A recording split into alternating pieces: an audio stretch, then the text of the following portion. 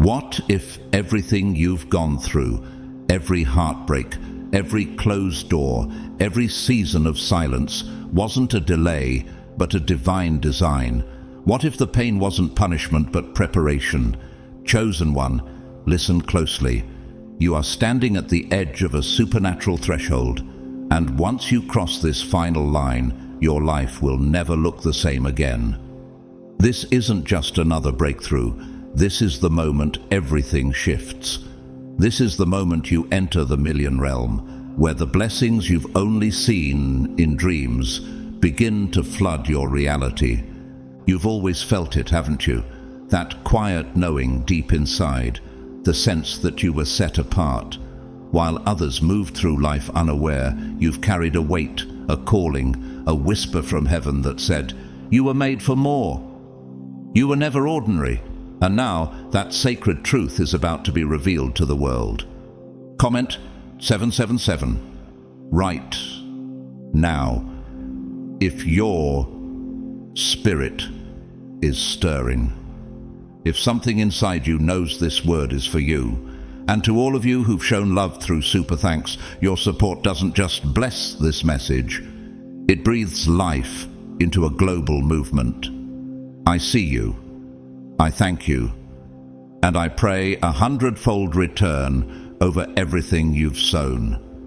Because here's the truth no one tells you. Being chosen comes with a cost, but it also comes with an inheritance, one that's not just spiritual, but tangible. Yes, the millions. Yes, the favor. Yes, the divine abundance that has been quietly accumulating on your behalf, just waiting for your obedience to unlock it. So let me ask you this. What if this is the moment all of heaven has been waiting for you to step into? What if this final step is the one that separates the ones who talk about destiny from the ones who live it? Get ready, because what you're about to hear could be the key that opens the door to everything. Let's step into it. Together, God's chosen ones, cross this last line. Your life enters the million realm.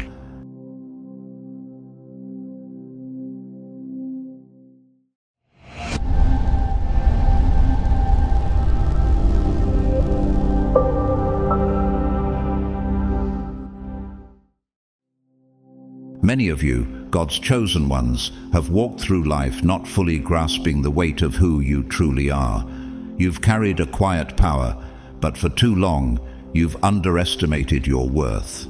Have you ever found yourself downplaying your dreams, convinced that prosperity, influence, or financial breakthrough was meant for someone else? Maybe the world convinced you that desiring more made you selfish. But here's a truth the enemy never wanted you to uncover. You were always meant to live in overflow. You're not just here to endure and survive spiritually. You are here to thrive in the physical realm as well.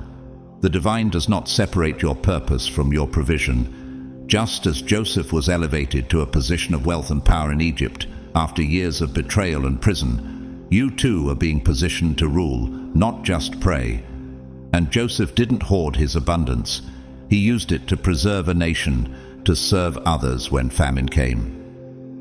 In the same way, the blessings that are approaching your life are not merely a reward for your faithfulness. They are divine instruments meant to expand the impact of your calling. You've poured out energy in secret places, haven't you? Developing yourself in silence, obeying when no one clapped, serving even when it hurt. And now all that energy is coming back to you, amplified, pressed down, shaken together and running over, just as Jesus promised in the Gospel of Luke. This isn't a coincidence. You're standing on the edge of something monumental. The final threshold before your life takes a radical turn into the million realm, not just financially, but in impact, opportunity, and divine authority. Have you noticed how things have started to feel different lately? A sense that what once resisted you is now shifting in your favor. That's not your imagination. That's alignment. What's ahead of you is infinitely more significant than what you left behind. God is preparing a table for you, not just in the presence of your enemies, but in the sight of those who once doubted your calling. And as David wrote in Psalm 23, your cup is about to overflow. But be warned, abundance is not just a prize, it's a responsibility. The weight of glory brings with it a new level of stewardship. Moses didn't just lead the Israelites out of Egypt. He had to carry the burden of their growth, their doubt, and their future. You too are stepping into a season where what you receive will demand wisdom. The resources coming your way, be it influence, wealth, or platforms, are not just for comfort. They are for kingdom work.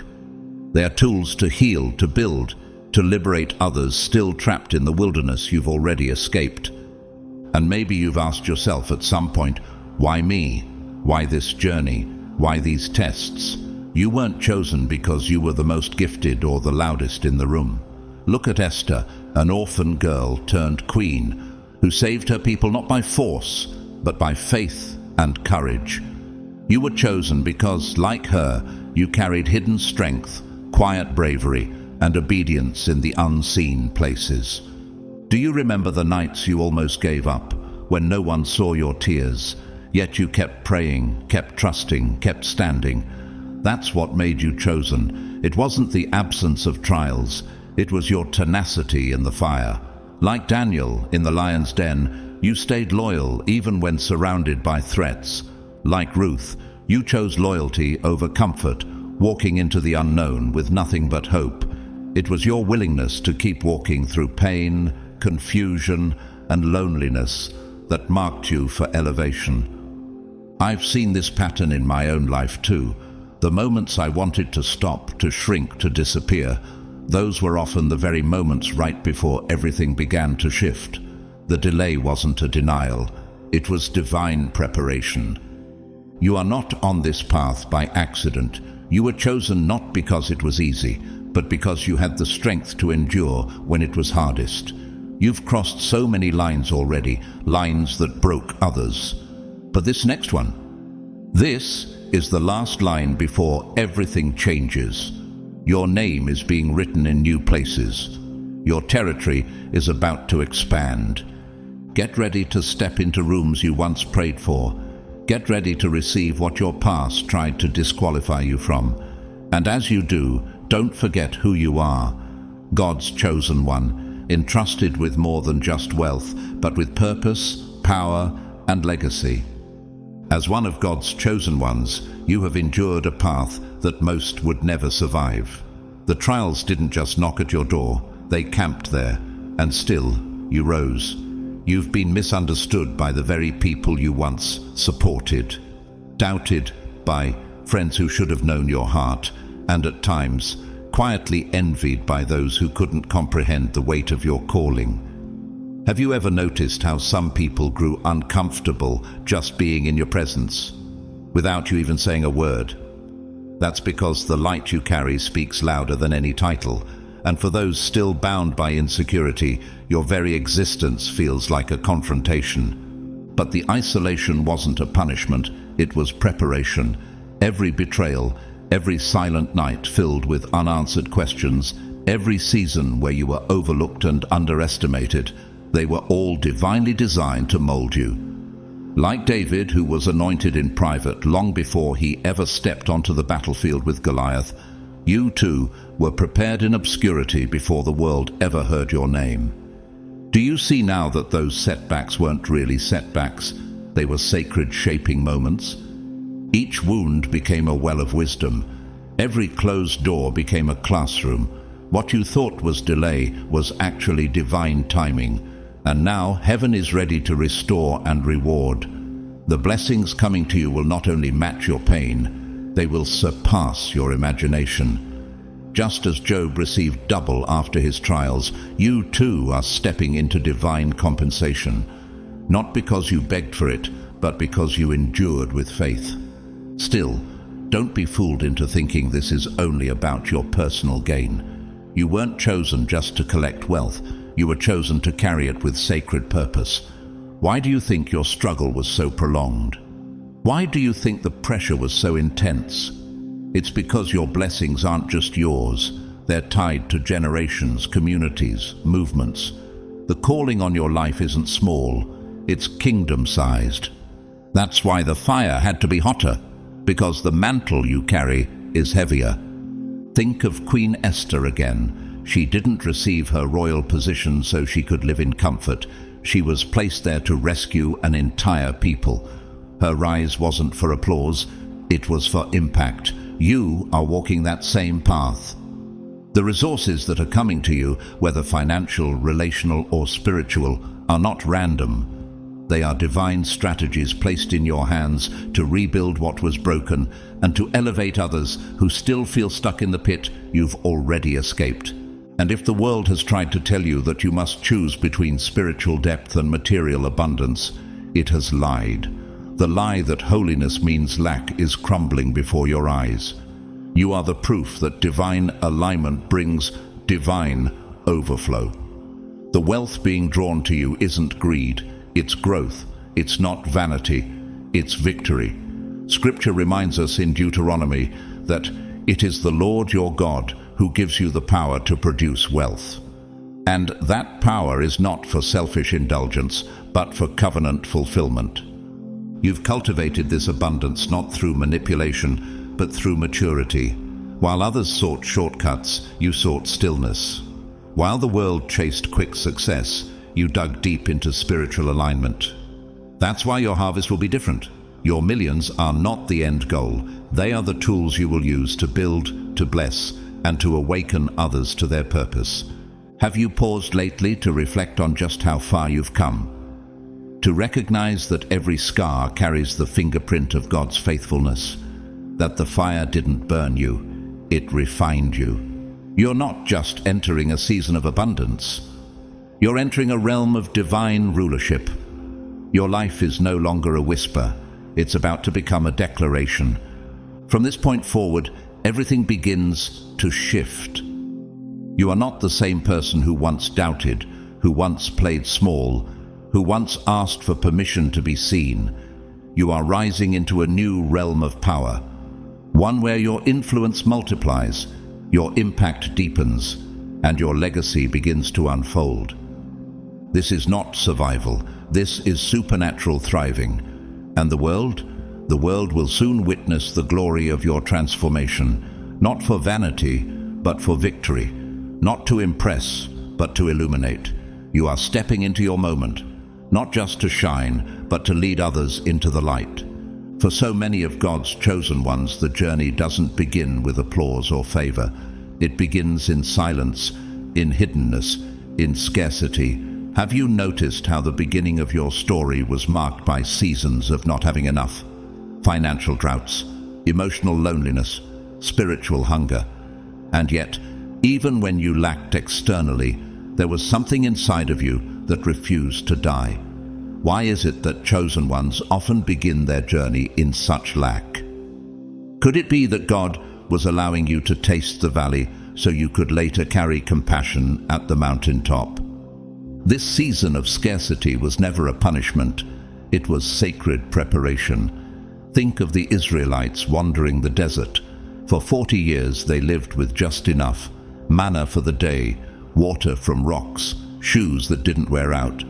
They weren't abandoned, they were being conditioned. God used that wilderness to shape their identity, to purge them of the slavery mindset so they could carry the promised land with honor. In the same way, your seasons of going without were not evidence of failure. They were evidence of divine formation. You were being trained. Scarcity taught you the value of contentment. Lack trained your eyes to see miracles in small things. And while others developed entitlement in abundance, you were learning wisdom in struggle. Isn't it interesting how deeply you now appreciate the things that others take for granted? That's not a coincidence. It's a sign of your spiritual maturity. And now, everything is shifting. The scarcity that once defined your circumstances is being replaced by divine surplus. But this is not a random change. It's a revelation. Your mindset is being upgraded. You're shedding the layers of limitation and stepping into the reality of limitless provision. Just as Elijah saw the cloud the size of a man's hand and knew the rain was coming, You too are starting to see subtle signs, conversations that shift unexpectedly in your favor, doors that were previously sealed now swinging open, resources flowing where there was once only dryness. Do you sense it? That quiet but undeniable hum of divine abundance approaching? This transformation rarely happens overnight. It unfolds layer by layer, like the turning of a page in a sacred book. But if you pay attention, you'll realize the pages are turning faster now. Your reality is responding to the internal shift that's already taken place. Your energy has changed. Your posture has changed. The world is starting to respond to who you've always been. God's chosen, not hidden, not forgotten, but prepared for such a time as this. Think of how Ruth went from gleaning leftover barley in a stranger's field to owning that field as Boaz's wife. Her entire life changed, not because she forced her way into abundance, but because she remained faithful in the field of scarcity. That's your story too. You stayed when others left. You praised when others complained. You obeyed when the reward wasn't in sight. And now is the time of harvest. People may begin to say that you're lucky, that things are suddenly easy for you, but they'll never understand the cost behind the glow, the years of hidden obedience, the tears you cried while still showing up, the way you gave when you had almost nothing to offer. That's the kind of soil where true abundance takes root. You are stepping into the energy of abundance, not just financially, but in relationships, influence, joy, and spiritual authority. What once took you years will now happen in weeks. What once seemed unreachable is now drawn to you naturally. Do you feel that? That sense that the old struggle is losing its grip on you. But even more powerful than the blessings themselves is your readiness to carry them. That's what separates you from the rest. You're not just willing to receive, you are ready to be responsible. You know this abundance isn't for ego, it's for elevation. Not for show, but for service. This is your divine transition from not enough to more than enough, from overlooked to ordained, from survival to overflow. And the most beautiful part, the world is about to see what God has always known about you. It's vital for you, as one of God's chosen ones, to understand that true abundance goes far beyond money. Though yes, the wealth you once only dared to dream of is now making its way toward you. But if you think abundance is only about large bank accounts, you're missing the deeper miracle. Divine abundance touches everything: your peace, your health, your purpose, your relationships, and your joy. Have you ever felt the quiet, sacred thrill of waking up and realizing that you're finally in alignment with your calling? That your days aren't driven by survival, but by significance? That's abundance. It's when your heart no longer aches with anxiety and your spirit no longer lives in fear of lack, because deep down you finally know you're being carried by something greater. This is what happens when your vibration shifts.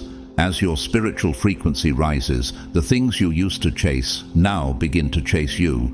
You're no longer begging for opportunities, they're looking for you. You're no longer striving to be seen, you're glowing with a presence that cannot be ignored. Much like Jesus said in Matthew chapter 6, "Seek first the kingdom of God and his righteousness, and all these things shall be added unto you." You've done the seeking, and now it's your time for the adding. But here lies one of the most critical spiritual lessons you must now embrace. You must release fear. Not just surface fear, but the deep buried fear that abundance could be temporary, that maybe it's too good to be true, that it could slip away.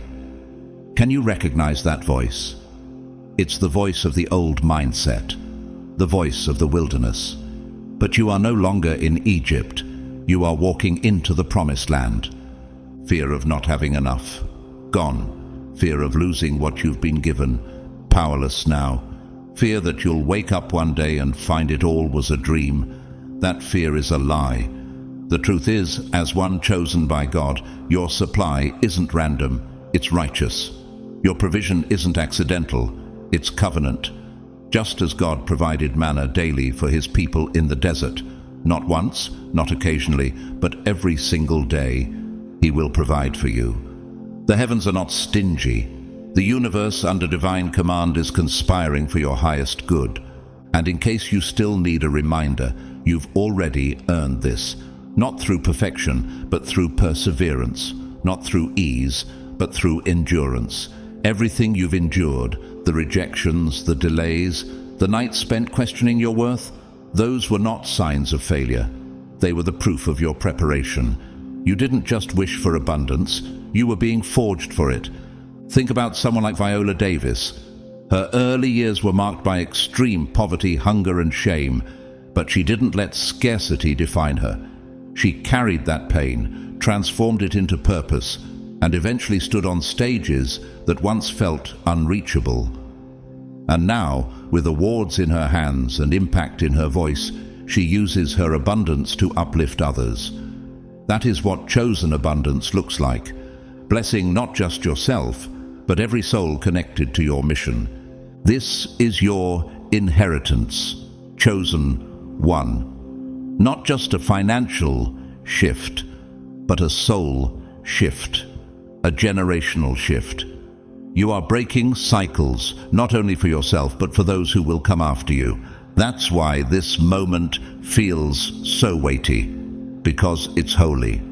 You are not just stepping into abundance, you are stepping into legacy. So now, as your life begins to reflect everything you once prayed for, peace in your mind, clarity in your path, favor in your finances, let go of every belief that once whispered, "Not enough." Let go of the lie that you must struggle to be holy. Let go of the fear that says this is temporary. You are no longer living in fragments. You are being made whole.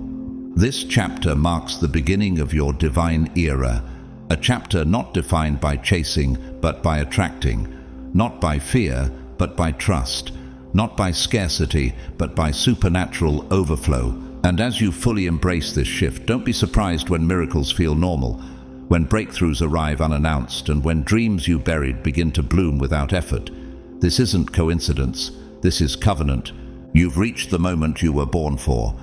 Welcome to your inheritance. Welcome to your divine abundance. Watch now as heaven manifests everything you thought was too far away. It's all yours, because you are His. What truly distinguishes you as one of God's chosen ones is not just your gifts, your resilience, or your ability to endure. It's your unshakable faith, that quiet, powerful faith that held firm even when there was no physical evidence to support it. When doors were closed, when prayers seemed unanswered, when everything around you whispered, "Give up," you still believed. Why? Because somewhere deep inside, you always sensed that your life was being orchestrated by something higher, something holy. And now, as you approach the threshold of your greatest manifestation, the dreams you've nurtured in silence, the abundance that was written into your destiny from the beginning, that same faith must not only continue, it must expand. Have you ever wondered why your path demanded such deep trust? Why the evidence was withheld just long enough to make belief a choice rather than a reaction? It's because faith, real faith, doesn't wait for signs. It creates them. Think of Abraham, who was called the father of faith, not because he saw the fulfillment immediately, but because he believed God's promise even when it seemed impossible. He looked at the stars, childless, yet held the vision of descendants as numerous as the sky. That's the kind of belief that shifts atmospheres, and that's the kind of belief that has carried you. Now, in this moment, this sacred edge between preparation and fulfillment, your faith becomes the key that unlocks the realm of miracles. It's not enough to hope vaguely for abundance. You must believe with every fiber of your being that the millions, the prosperity, the peace, the joy, and the overflow are not only coming, they already belong to you. This isn't wishful thinking, it's spiritual inheritance. Scripture reminds us in Hebrews 11 that Faith is the substance of things hoped for, the evidence of things not seen. In other words, your belief is not the absence of reality, it is the birthplace of it. Chosen one, your faith has already accomplished more than you may realize. Have you taken time to reflect on the storms you've already weathered, the odds you've shattered, the silent battles you've won with nothing but trust in your heart? When you had no plan but still moved forward, wasn't that faith? When you were overlooked but didn't retaliate, wasn't that belief in a higher justice?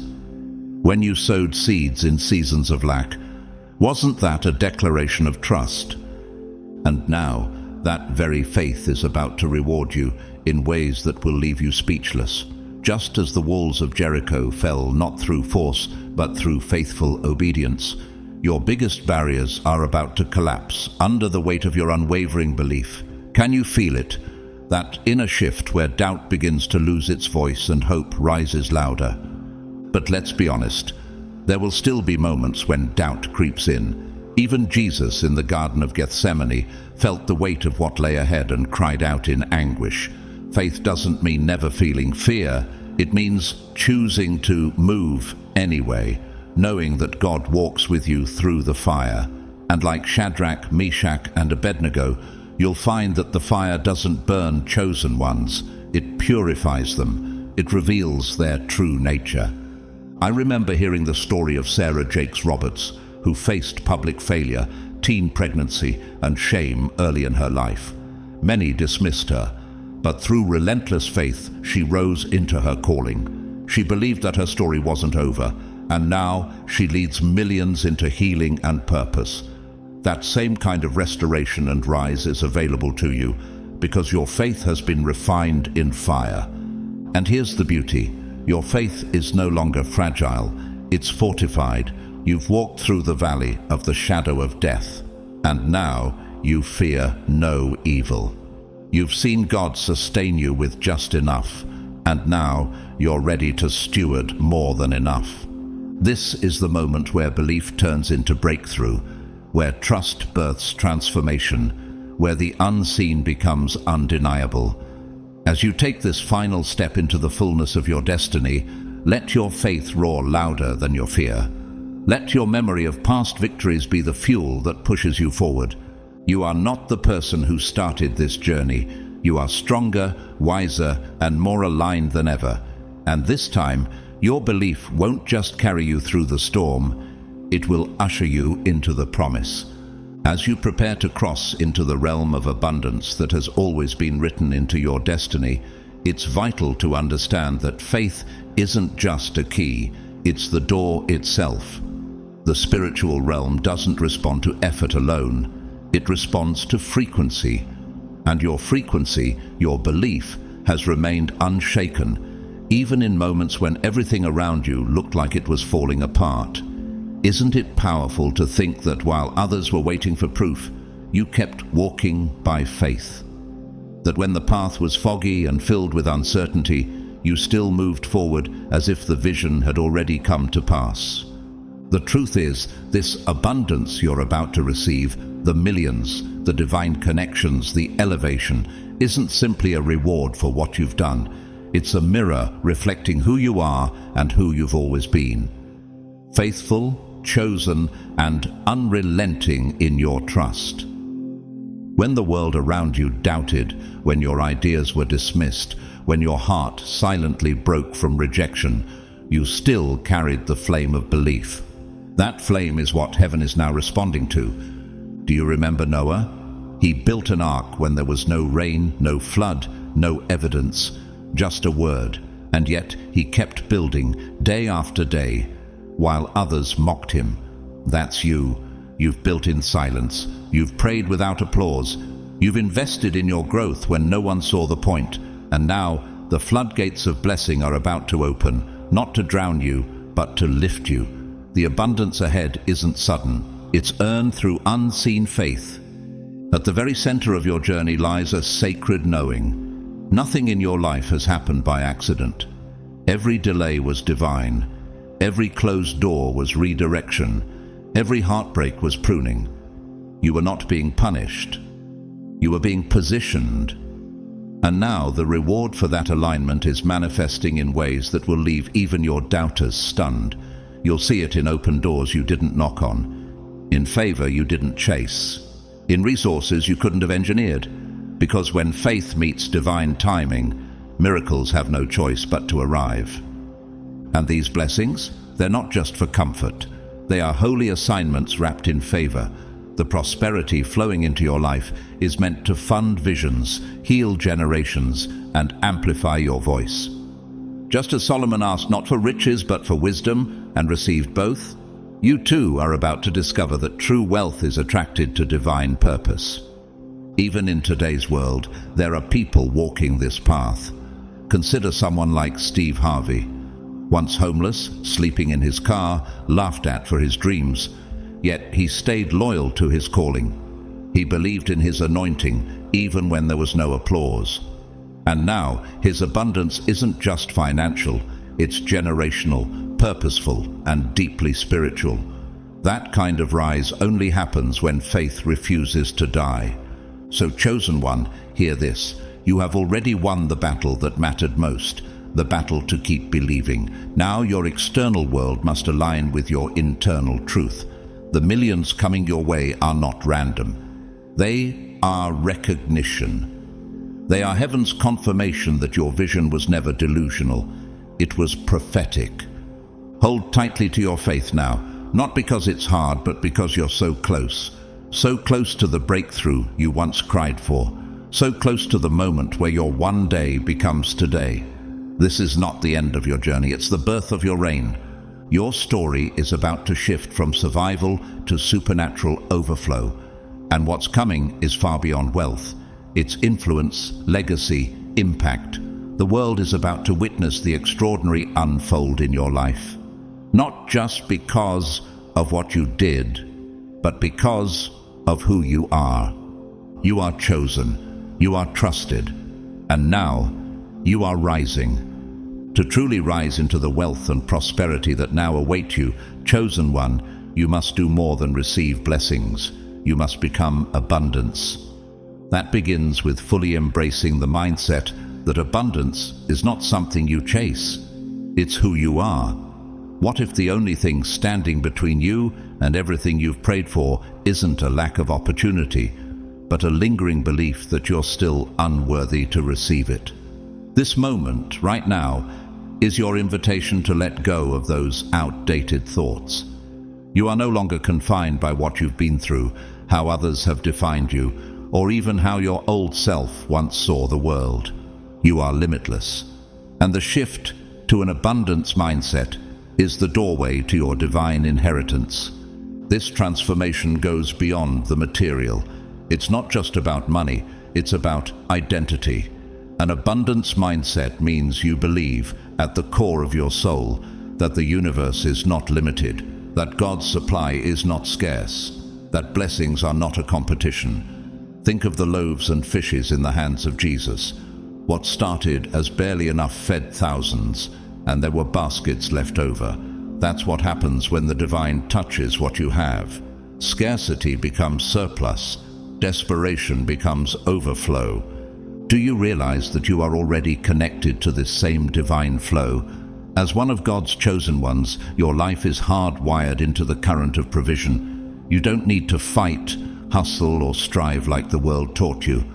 What if you could simply align and attract instead of chase? This isn't just a luxury. It's not for the lucky few. This is your birthright. You were born for abundance.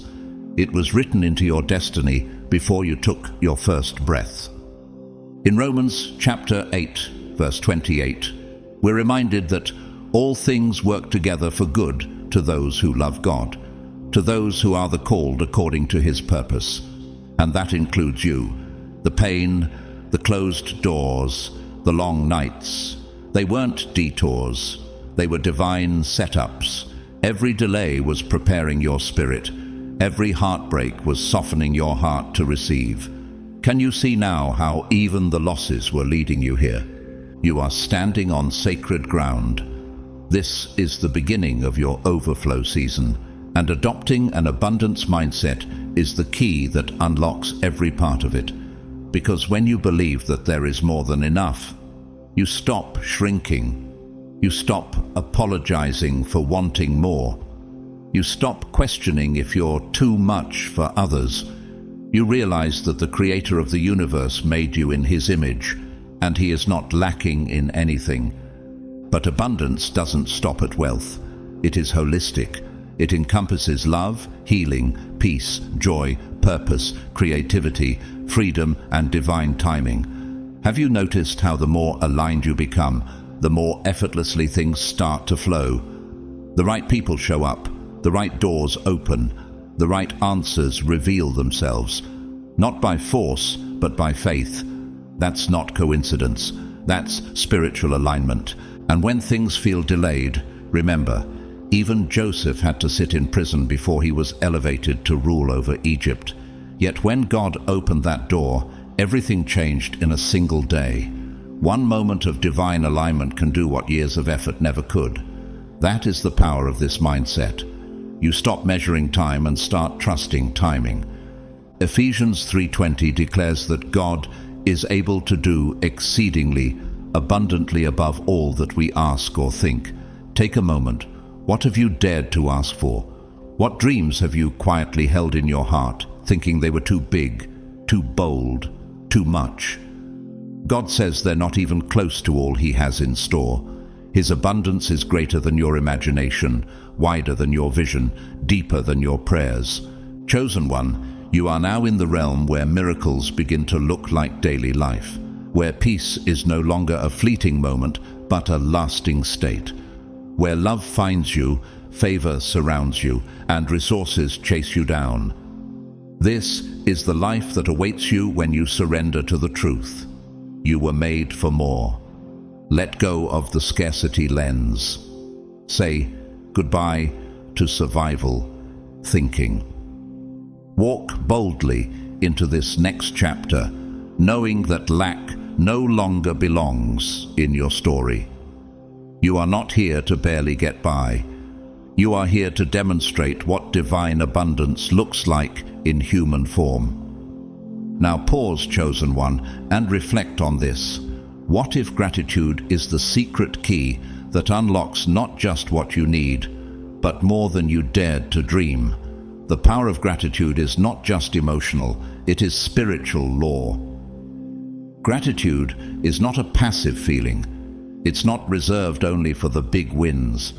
It's an active force, a daily choice, a sacred rhythm that aligns you with the heartbeat of heaven. When you choose to give thanks, even when the blessing is small, even when the promise hasn't yet materialized, you're declaring, "I trust you, God, even now." Have you ever thanked God before the breakthrough? Praised Him in the hallway before the door even opened? That kind of gratitude becomes a spiritual magnet. It multiplies. Jesus Himself demonstrated this when He gave thanks for 5 loaves and 2 fish. He didn't complain about the lack. He blessed what looked like not enough, and the moment gratitude touched it, it became overflow. That same principle applies to your life. When you bless what you already have, heaven blesses you with more. As 1 Thessalonians chapter 5 verse 18 tells us, "In everything give thanks, for this is the will of God in Christ Jesus for you." In everything, not just when it's easy, not just when you feel like it, but in everything. Gratitude is not just a good habit, it's divine alignment. When you thank God in the storm, you're testifying that your peace is rooted not in what you see, but in who you know He is. This is the sacred posture you now carry as a chosen one. From this moment on, you are no longer operating from a place of lack. You are stepping into a new normal, a realm where abundance isn't a surprise, it's your reality.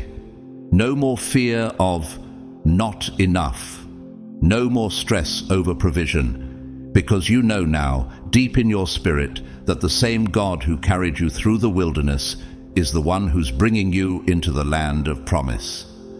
And yes, the millions, the resources, the wealth, they are on their way. but they are only the evidence of what has already shifted within you. Your true wealth is the spiritual gold you've cultivated in the fire. Unshakable faith, unwavering hope, and now overflowing gratitude. That's the kind of inner richness that cannot be stolen, taxed, or lost. Have you noticed how lately your energy has shifted? How people are responding differently to you? How opportunities seem to be coming more effortlessly? That's not just luck, that's alignment. You are attracting what you've already become, whole, abundant, grounded. And as you continue to align with this frequency, this divine rhythm, more will flow to you. Not by hustle, but by grace. Not by force, but by faith. Look at the story of the 10 lepers Jesus healed in the Gospel of Luke. All 10 were healed, but only one returned to say thank you. And it was that one who received not only healing, but wholeness. Why? Because gratitude completes the miracle. Your thankfulness is the oil that keeps the flow of favor burning bright. Even in modern life, this principle holds true. Take someone like Denzel Washington. He openly shares how gratitude and faith have anchored his success. In his speeches, he reminds others to put God first and to say thank you every morning before asking for anything. That's the life of a chosen one. Grateful before the gift arrives and faithful even when it's unseen. So now, chosen one, keep your heart open. Keep your faith burning, and above all, let your gratitude pour out like a river, not because everything is perfect, but because God's hand is on everything. Every detail, every delay, every blessing. You are in the flow now. This journey is no longer just about material success. It's about a life of divine purpose, sacred fulfillment, and supernatural ease. The best is not behind you. The best is not even here yet. The best is still coming. And with a grateful heart, you'll be ready to receive it all. Gratitude, chosen one, is not just a nice feeling. It is spiritual power. It is one of the most potent forces you've ever been given. And in your hands, it becomes a divine instrument for unlocking realms of abundance the world can't explain. Gratitude is more than saying thank you. It's a declaration to heaven and earth that you recognize the flow of favor in your life, even when you're still standing in the hallway, waiting for the next door to open. Have you ever whispered thankfulness through your tears, even when the outcome was unclear? That was not weakness, that was worship. The truly chosen understand this principle at a level others do not. That's why, even during your hardest seasons, you didn't collapse into bitterness. You chose to see the silver lining in the storm, to notice the flicker of light in the dark, to thank God not just for deliverance, but for endurance.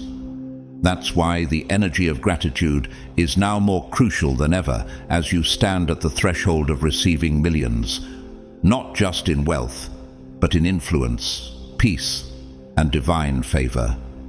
You've already shown the universe and your Creator that you are ready, because you didn't wait for the blessing to feel blessed. You were already living in thanksgiving. Gratitude shifts your atmosphere. It turns a prison into a place of praise. Just look at Paul and Silas. They were chained, locked away in a cell, and yet they sang. Their praise didn't just encourage their own hearts, it shook the prison foundations. Doors flew open, chains fell. Gratitude didn't just comfort them, it set them free. And in your own journey, haven't you seen how gratitude lifted you out of heaviness? How it pulled you into peace, even when everything around you seemed chaotic? When you are thankful for the little, you prepare yourself for the much. Luke chapter 16 verse 10 tells us plainly, "Whoever can be trusted with very little can also be trusted with much." Gratitude is how you prove that trust. It's how you tell God, "I honor the small." And when God sees that, He responds by pouring out the more. Your gratitude has made you trustworthy. Think of it like this. Each time you said thank you for the breath in your lungs, for the quiet meal, for the unexpected smile, for the answered prayer that didn't come how you expected. You were planting seeds, seeds of faith, seeds of spiritual maturity, and now those seeds are about to bloom into a harvest so abundant, even your past self wouldn't believe it. Philippians 4:6 gives you the divine formula for overflow. Do not be anxious about anything, but in every situation, by prayer and petition, with thanksgiving, present your requests to God. Gratitude is not something you add to your prayers as an afterthought. It is the posture that activates them. That means your blessings didn't just arrive today. They began forming the moment you thanked God yesterday. Even when you faced rejection, you still gave thanks. Even when the money was tight, you whispered, "God, I know you'll make a way." That kind of attitude is rare, and it's powerful. You've carried yourself with kingdom dignity, even when the world couldn't see the crown on your head. And now, heaven is answering. This is why the millions are coming, not as a random windfall, but as a divine reflection of the heart you've maintained. A heart that remained grateful in drought and is now ready to steward abundance with wisdom. James 1:17 reminds you, every good and perfect gift is from above, coming down from the Father of the heavenly lights. These blessings that are rushing into your life, they aren't ordinary. They are perfectly timed, perfectly crafted, perfectly designed for your story. And why are they coming now? Because you've prepared the atmosphere for them. Your prayers weren't empty words. Your praise wasn't for show. Your gratitude has been the incense rising to heaven, and now the rain is falling. Chosen one, think back. How many times could you have given up, but instead you chose to thank God for the strength to keep going? How many moments could have turned you bitter, but you chose to bless instead? Those moments mattered. Heaven saw. And now you are reaping what your gratitude has sown. You are not just receiving abundance, you are walking into a divine harvest, one that was nourished by every tear, every prayer, every whispered thank you in the dark. As you cross into this sacred new phase of financial prosperity, chosen one, let gratitude remain your foundation. Don't just see it as a practice, embrace it as a posture, a way of life. Gratitude is the spiritual anchor that will keep your soul steady when millions begin to pour into your hands. Why is this so important? Because wealth without gratitude becomes dangerous, but wealth held by a grateful heart becomes divine. Your consistent thanksgiving is what keeps the flow of heaven open over your life. Each time you acknowledge the source of your blessings, you invite even greater abundance into your world. Gratitude is not just about being thankful for what has arrived. It's about preparing your spirit for what is still coming. And what's coming is limitless. Have you considered that there is no ceiling on what God can do through you? No boundary on the provision available to a surrendered vessel. Psalm 84:11 reminds us that no good thing will he withhold from those who walk uprightly. That means the only limit is your capacity to believe, to receive, and to remain rooted in gratitude. Your destiny is not tied to numbers, it's tied to purpose. And the more you remain thankful, the more heaven entrusts into your hands. Yes, the millions are coming, but so are doors you didn't knock on, partnerships you never pursued, ideas that multiply overnight, healing in places you forgot were wounded. This is what happens when you live in gratitude. You become a magnet for miracles.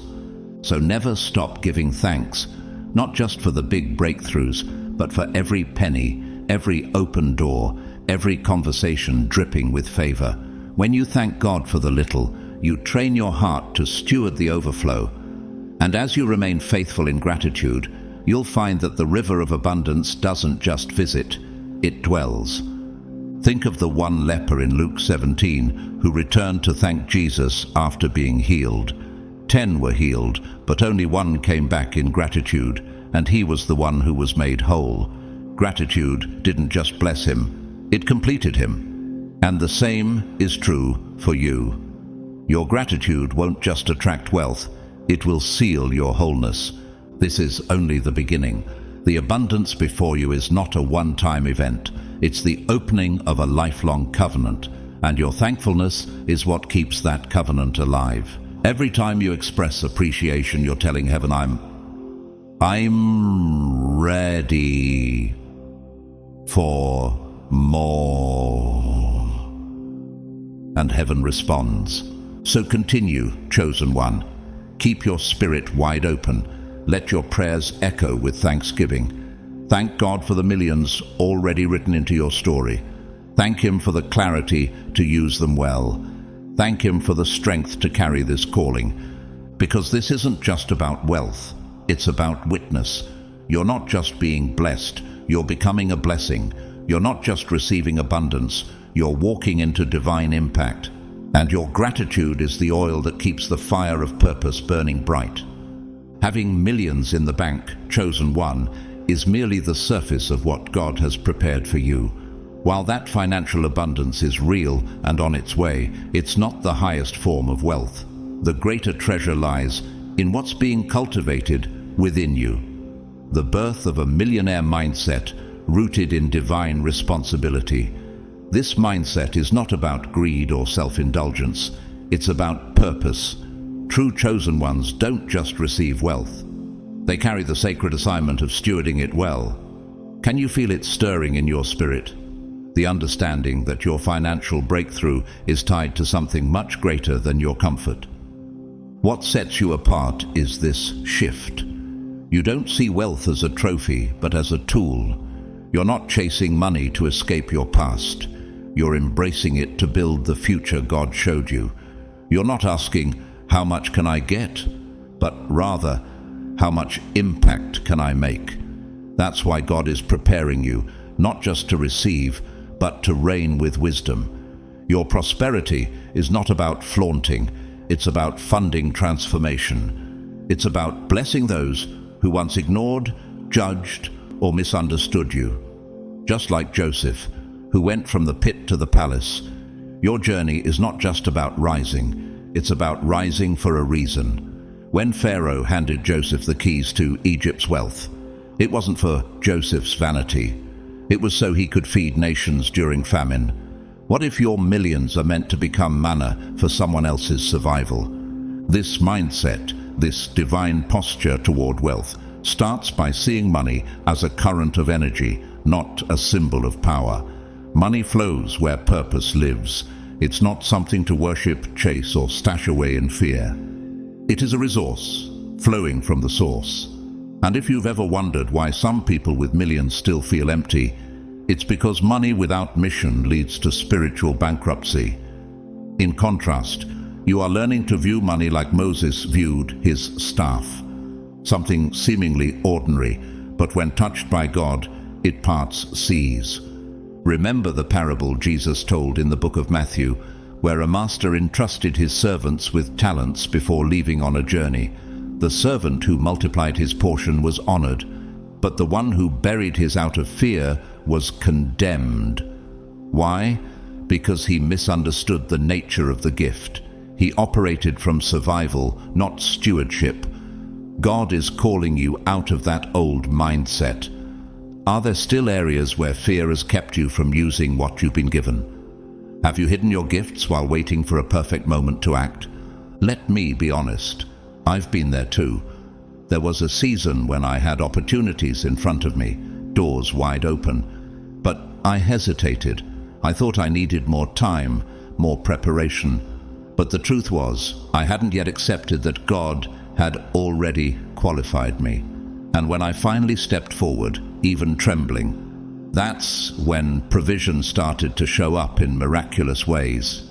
It wasn't just about money. It was about obedience, alignment, and mindset. That's why this moment is so critical for you. You're not just waiting on the millions. You're being shaped into the kind of person who can handle them with grace, humility, and power.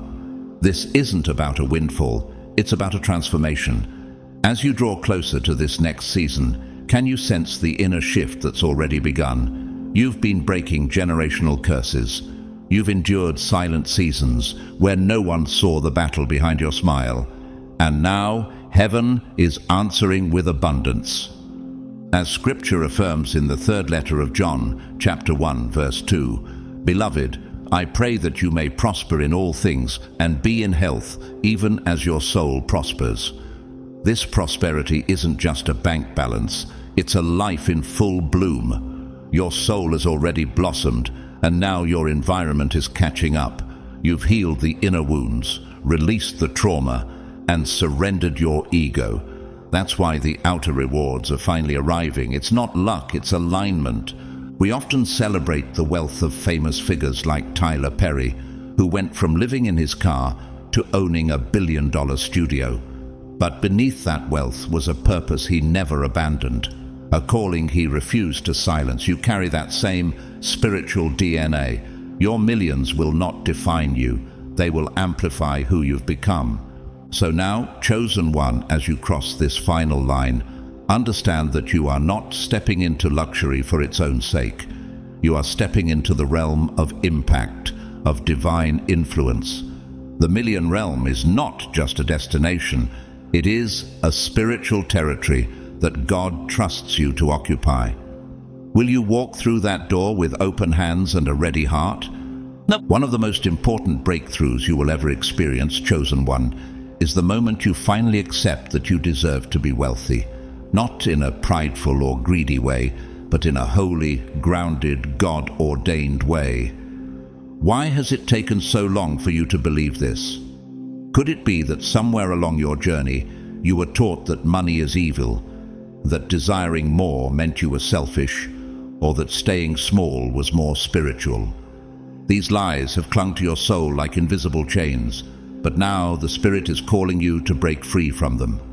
Your Father in heaven never designed you for lack. He is not a God of barely enough. He is the God of more than enough.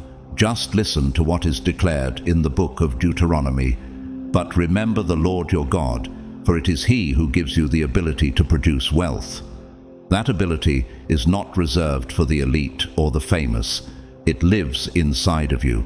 The same God who gave Joseph the wisdom to interpret dreams and rule over Egypt has given you divine intelligence, creativity, and favor for wealth building. Can you imagine what would happen if you finally stopped apologizing for the abundance He's trying to give you?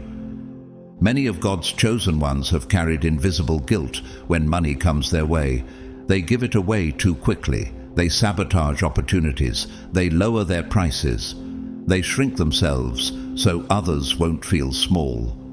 But it's time to stop running from your inheritance. If your heart is pure and your motives are aligned with God's will, then wealth is not a burden. It is a blessing. It's not sinful to desire more when your mission is to do more good. And your mission is holy. That's why you've been chosen. The deeper truth is this: your millions are not just a reward for surviving life's battles. They are a divine trust, a part of your heavenly assignment. And with that trust comes tremendous purpose. You are being raised up not just to succeed, but to serve. The mindset you're stepping into is not about consumption, but about contribution. It's not about asking, how much can I gain? But how much can I give? This shift is what separates worldly wealth from kingdom wealth. The words of Jesus in Luke resonate here. To whom much is given, much will be required. That's not a threat. It's a sacred invitation. God isn't just handing you millions to bless your life. He's positioning you as a vessel through which nations will be blessed. Think of Esther, chosen in silence for a position she didn't ask for, yet used by God to save her people. Or Nehemiah, who leveraged royal resources not for himself, but to rebuild a broken city. Have you considered that your wealth may be the answer to someone else's prayer? I've seen this firsthand. A close friend of mine, raised in a single-parent home, constantly told she would never amount to much, built a thriving business. When the millions came, she didn't run to buy designer bags. She built a school in her mother's hometown. She funded therapy for women who couldn't afford it. She tithed with joy, not guilt. Watching her taught me this truth. Money only magnifies what's already in the heart.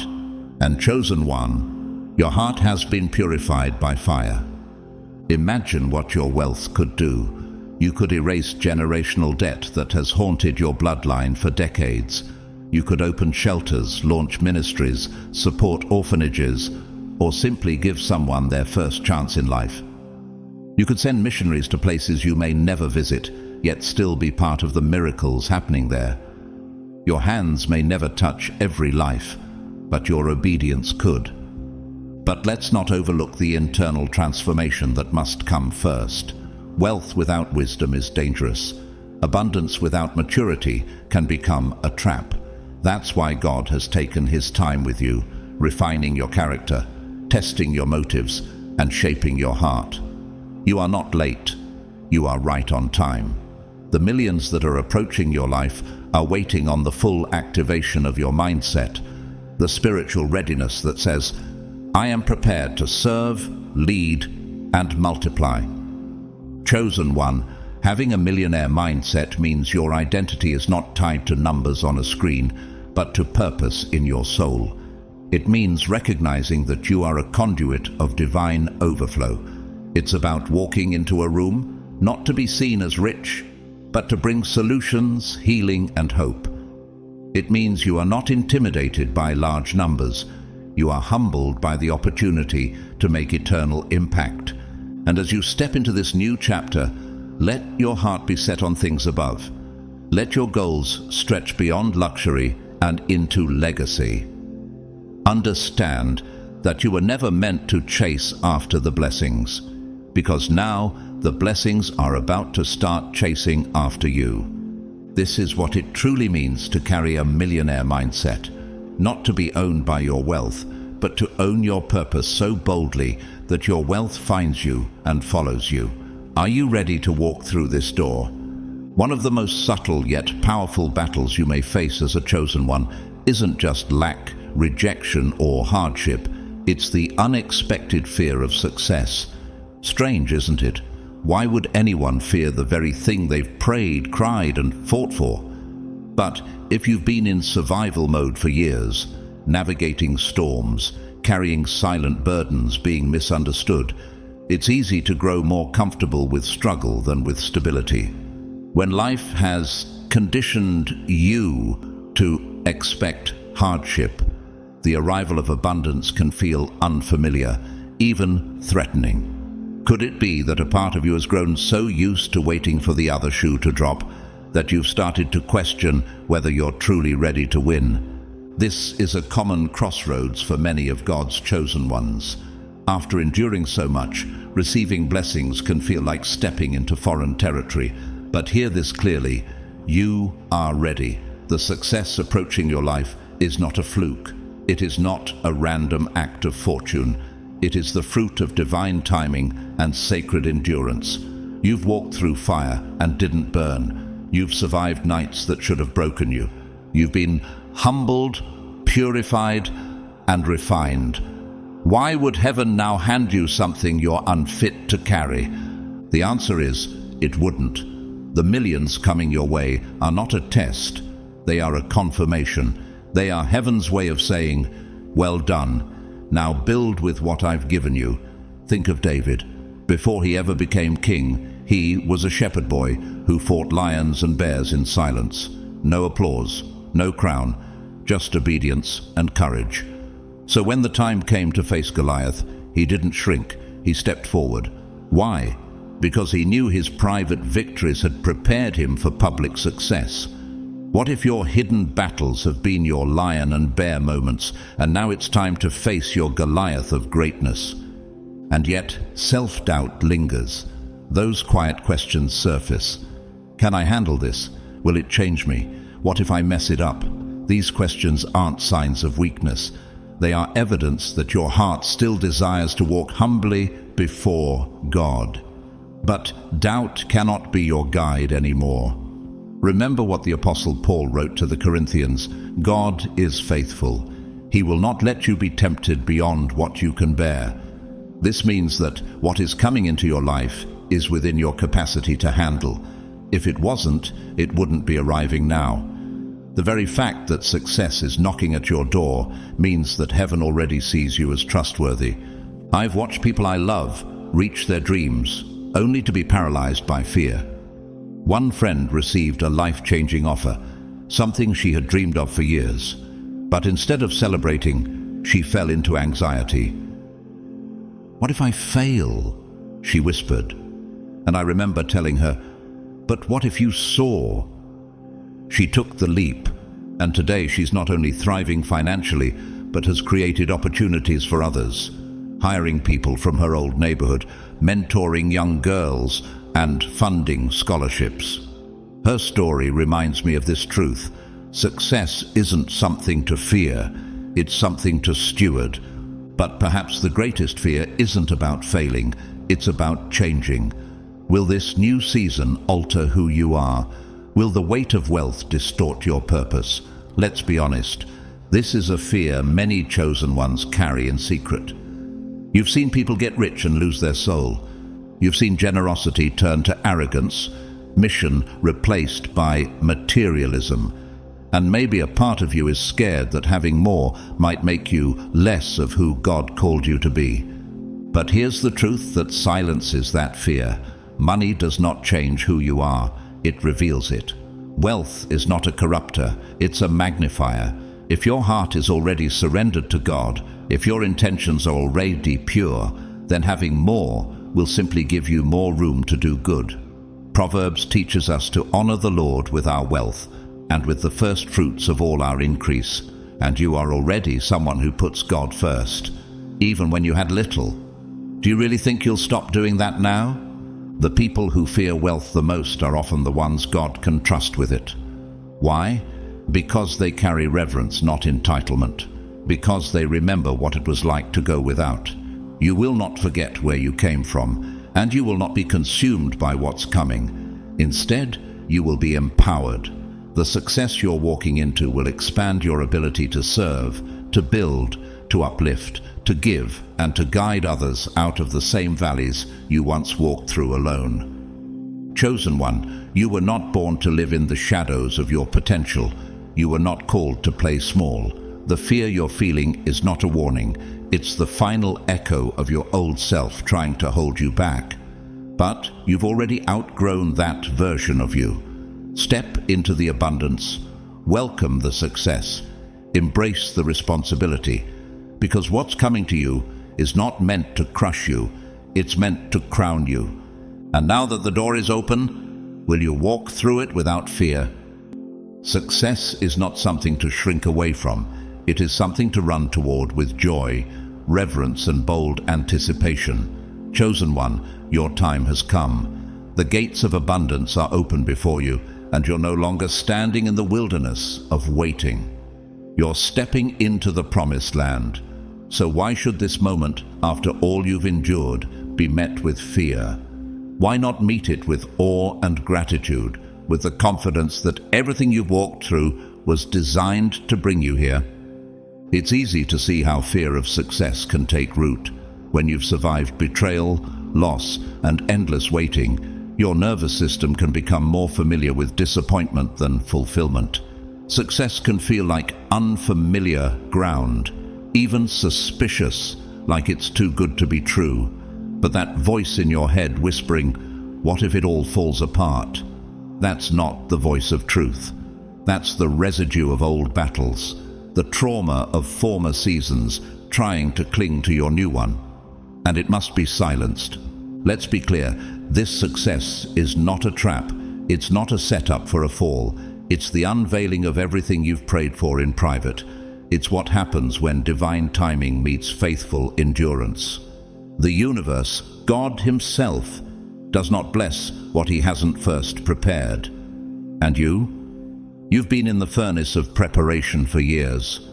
Through tears no one saw, through valleys no one understood. But heaven saw, heaven kept record, and now heaven has decided. It's your turn. Consider again the story of Joseph. His journey wasn't just difficult, it was devastating. Thrown into a pit by his own blood, falsely accused, imprisoned for a crime he didn't commit. And yet through it all, Joseph never allowed bitterness to bury him. When Pharaoh had a need no one else could solve, Joseph was remembered. Not only remembered, exalted, given charge over all of Egypt. His wisdom saved a nation, and his forgiveness restored a family. Can you see the pattern? God doesn't just bless you for you. He blesses you so others can live through your obedience. Like Joseph, you've survived betrayal, seasons of being forgotten, and moments where the silence from heaven was deafening. But chosen one, it was never a punishment. It was preparation. You were being built in secret so you could be trusted in public. Now, you're about to walk in rooms that once felt like fantasy. Your voice will carry weight. Your presence will shift atmospheres. Your success will not be for show. It will be for service. That's why lingering fears must be released now. Any thought that whispers, "You're not worthy," or "You'll lose yourself," is not from God. His word says you are fearfully and wonderfully made. His Spirit does not bring confusion or fear, but power, love, and a sound mind. Do you really think He brought you this far just to abandon you at the gate? No, He's not only opening the door, He's walking through it with you. I've seen it in others too. There was a woman I met who had once been homeless, abused, and deeply broken. But through grit and divine grace, she launched a non-profit that now shelters hundreds of women and children. When asked what changed her life, she didn't say money. She said, "God made me see I was worthy of more, and I finally believed Him." That belief, rooted in divine identity, is what you're being called into right now. And as this success begins to unfold, ask yourself deeper questions. Not out of fear, but out of vision. What kind of legacy will I leave behind? Whose chains will break because I said yes to this calling? How can I use my voice, my resources, and my story to uplift others who are still in the valley? Because success is not simply about numbers in your account or applause from others. Real success is when your purpose overflows into the lives of others. It's when your testimony becomes someone else's survival guide. When your table gets so full that you start building longer tables, not higher fences. When what was once your pain becomes someone else's rescue. Chosen one, this is why your name has been called. You were never meant to rise alone. You're not stepping into wealth for ego, but for impact. You've been chosen because your heart beats for more than just your own comfort. Because your soul aches for healing, yours and others. Because when the spotlight finds you, you'll still be kneeling. Let go of every whisper of unworthiness. Release every shadow of doubt. The millions that are coming to you are not an accident. They are part of a divine strategy, a holy assignment wrapped in favor. And they are coming to someone who has been proven, not just by effort, but by endurance. So stand tall now. Stand knowing that this is not just a new season. This is your divine arrival. Not because you forced it, but because you were faithful. Not because you manipulated it, but because you matured into it. This is your moment, and it's time to answer the call, not with trembling, but with triumph. Your destiny isn't waiting anymore. It's here. For you, chosen one, wealth is not just about luxury or financial ease. It is a divine instrument designed to elevate your spirit, your mission, and your reach. The abundance coming your way carries sacred weight. These millions are not arriving to inflate your ego or distract you with material excess. They are being delivered to your hands because you've been chosen to multiply light, not just money. Have you ever considered that your breakthrough is not only for your comfort, but for your calling? True wealth in the hands of a chosen one becomes holy. It becomes a conduit through which the will of heaven is brought to earth. You weren't called to simply survive. You were appointed to build, to restore, to influence. The overflow that's approaching isn't random. It's linked directly to your spiritual evolution. As your purpose expands, so must your capacity, and that capacity now includes financial power. But in your case, it's not just currency, it's clarity, it's access. It's a divine tool to unlock the next level of your destiny. When you begin to see money as a spiritual resource rather than a worldly pursuit, something inside you shifts. Money stops being a source of stress, fear, or guilt. Instead, it becomes a reflection of your alignment. It's the natural outflow of a life lived in purpose. Just as Solomon was granted both wisdom and wealth, not because he asked for riches, but because he asked for discernment, so too are you being trusted with abundance, not because you demanded it, but because you were faithful with what little you had. Can you feel the responsibility rising in your spirit? This is your moment to reframe wealth, not as something you chase, but something that now flows to you as a result of who you've become. You've passed tests in the dark. You've given when you barely had enough. You've prayed for others while silently bleeding yourself. That's why God can trust you. You won't worship the money, you'll wield it. You won't hoard it, you'll heal with it. You won't flaunt it, you'll fund movements with it. Ask yourself, what will you build in this new season? What kinds of doors will you open, not just for yourself, but for those who've been locked out for generations? Will you launch shelters, sponsor education, create sanctuaries for the brokenhearted? Your wealth is not just seed, it is soil, and within it, nations can be reborn. One of the most powerful gifts that wealth brings to the chosen is the freedom to think clearly and live deeply. The constant noise of survival, how will I pay for this? What if it all runs out, fades when provision becomes consistent? And when that noise quiets, your spirit can finally speak. Imagine what will happen when your days are no longer consumed by financial burdens. How much more intimate will your mornings become when they begin in stillness, not stress? What kind of revelation will you receive when your soul is no longer suffocated by debt or fear? This is why financial freedom is not simply a worldly luxury. It is a spiritual accelerator. It allows you to focus not on getting by, but on going deeper, deeper into your prayer life, deeper into your calling, deeper into your role as a vessel of divine truth. As the book of Proverbs declares, the blessing of the Lord brings wealth, and he adds no sorrow with it. The blessing that's coming is not heavy, it's holy, and it's designed to lighten your load so you can carry others. In this new chapter, you'll find that wealth is not the end, it's the beginning. It opens up paths that once seemed unreachable. It gives you options, options to rest, options to serve, options to create what the world needs but hasn't seen yet. You've always had the heart, but now you'll have the means. And perhaps the greatest power of all is what you'll do with that freedom, because you're not receiving this just for yourself. You've been assigned to uplift the weary, to fund healing, to amplify voices that were never heard.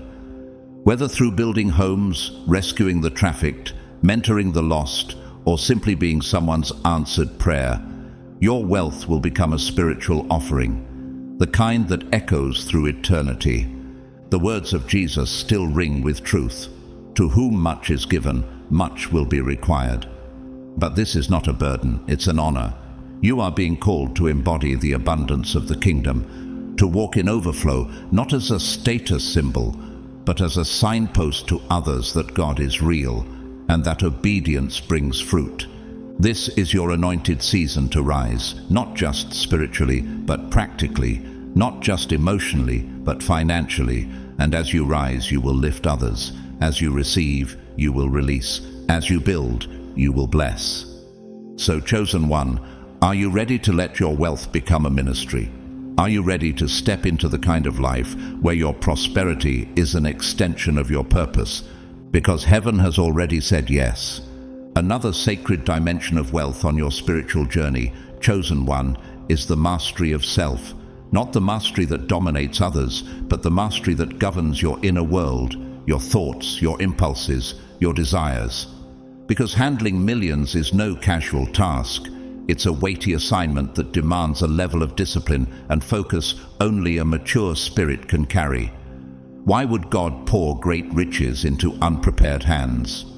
He wouldn't. That's why your journey up to now has involved refining, not just of your character, but of your spiritual strength. This is not just financial training, it is spiritual formation. With great wealth comes a subtle test. Can you remain humble when you hold more than most? Can you stay anchored when opportunity floods your door? Can you still hear God's voice when your own is finally being heard? These aren't hypothetical questions. They are spiritual checkpoints that determine the longevity of your abundance. That's why the Bible says in Proverbs 21, "The wise store up choice food and olive oil, but fools gulp theirs down." It's a vivid picture, isn't it? The wise don't squander. They steward. They prepare. They think generationally. Are you willing to become that kind of steward? Think of Daniel, elevated to the highest ranks of Babylon. Wealth, status, and influence surrounded him, but he didn't lose his values. He refused to defile himself, even with the king's food, staying true to his God in a foreign land. And God honored his discipline with promotion and protection. That's the level of mastery you're being called into. Not to be moved by external wealth, but to rule over it with internal peace. Because true kings and queens don't chase crowns, they carry character. Wealth doesn't just challenge your integrity, it elevates your influence. As your resources grow, so does your reach. You're no longer just walking in rooms, you're shaping them. You're no longer whispering your truth, you're amplifying it to multitudes. What will you do when your voice starts echoing beyond your immediate circle? What will you say when people begin to listen, not just because of what you've done, but because of who you've become? I've watched this unfold in real life. A former teacher I knew, who once struggled to pay rent, built an education nonprofit after a financial breakthrough. With her new platform, she transformed entire school districts, reforming outdated systems, mentoring young leaders, and giving scholarships to students with no other lifeline. Her voice became a ripple of reform, and it all started with one breakthrough, one moment of obedience. That's what wealth can do in the hands of the righteous. It becomes a revolution. But wealth is not only a tool, it is also a mirror. It reflects your beliefs, your fears, your relationship with power. And this is where the deepest work begins, because abundance will surface every remaining shadow within you. Do you still believe you're not worthy? That if you have too much, someone else will suffer? That success will make you unspiritual? These thoughts must be addressed, not with shame, but with truth. Because you can't fully receive what you secretly fear. And you can't lead boldly if your inner world is still ruled by unhealed wounds. In this way, wealth becomes a spiritual purifier. It doesn't just bless you, it exposes you. Not to punish you, but to elevate you. To reveal the final layers of doubt that have clung to your calling. Are you willing to look in that mirror and confront what you find? Can you stay aligned with your mission when the world tries to lure you away with applause and distractions? Remember Jesus in the wilderness. Before he ever preached or performed miracles, he was tested, offered all the kingdoms of the world if he would just bow to the wrong voice. But he didn't. He chose mission over temptation, calling over compromise. And because he passed that test, he was released into his full authority. What if your next chapter is your wilderness moment, and your response will determine the weight of your influence? So as you step into this era of overflow, chosen one, recognize that these millions are not here for personal satisfaction alone. They are instruments, divine tools that will help you unlock new dimensions of your purpose. With them, you will rise, not just as a wealthy individual, but as a wise one. Not just as a voice of hope, but as a force of impact. And yes, the road ahead will require you to dig deeper into wisdom, to walk more closely with humility, and to cultivate unwavering faith. But you are ready. You've been tested in lack. Now you will be trusted with plenty. You've carried burdens without bitterness. Now you will carry blessings without arrogance. Embrace this wealth not as an endpoint, but as a sacred continuation of your spiritual path. Let it push you to greater intimacy with God, greater impact in your community, and greater alignment with your divine identity. You are not becoming someone new. You are becoming more of who you already are. And now, as you stand at this threshold, ask yourself not just what you can get, but what you can give. What will you build with this abundance? Who will you bless? What kind of legacy will your wealth leave behind? Because this next chapter is not about accumulation, it's about activation.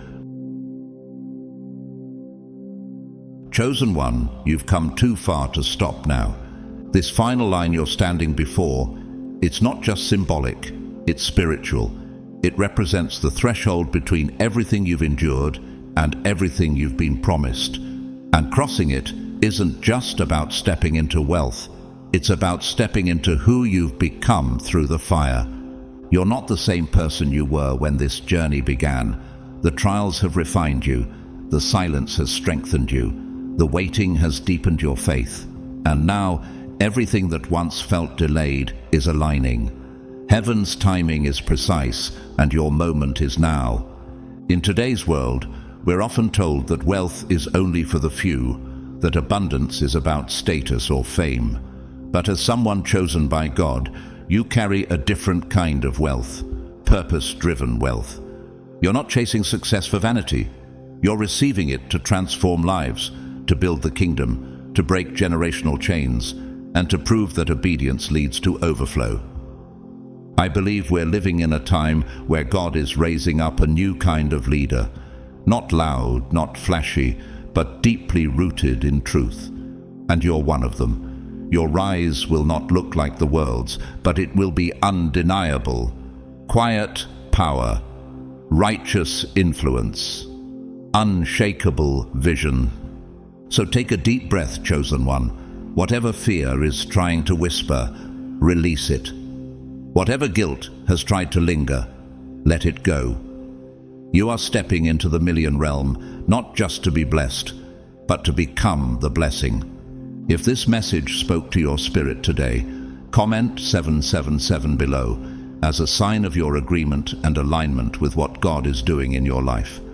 I want to thank each of you who've supported this channel through your super thanks and kind messages. It means more than you know. Even if you've never given, just your presence here is a gift. You are seen. You are valued. If you haven't already, make sure to subscribe, like this video, and share it with someone else who's on the edge of their breakthrough. You never know who needs this word today. May your hands be ready to receive. May your heart remain pure in the overflow. And may your next chapter be proof that faithfulness is never wasted. Your million realm awaits.